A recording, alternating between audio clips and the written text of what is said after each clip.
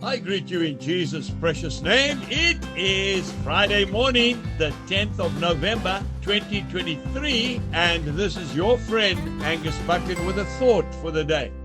We start off in the book of Hebrews, chapter 11, and I'm reading one verse 6. But without faith, it is impossible to please him. For he who comes to God must believe that he is, and that he is a rewarder of those who diligently seek him. And then we go to the Gospel of Matthew, chapter 14, and I'm reading from verse 28. And Peter answered him and said, Lord, if it is you, command me to come to you on the water. And so he said, Come.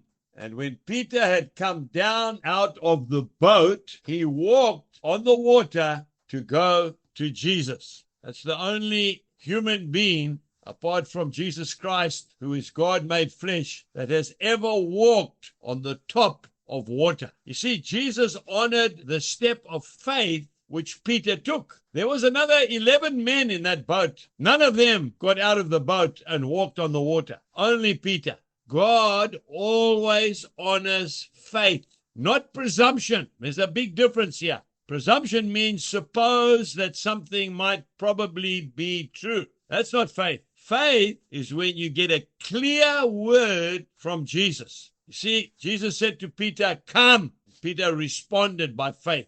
When you get a word, you act on the word of God, not somebody else's presumption. It's not a case of, well, let's hope for the best. Peter, by faith, responded to Jesus' word, Come. Sadly, I've seen too many folk trying to imitate something God has done in another life. And the sad thing is, it fails miserably every time. Any act of faith must always glorify God. Faith like potatoes.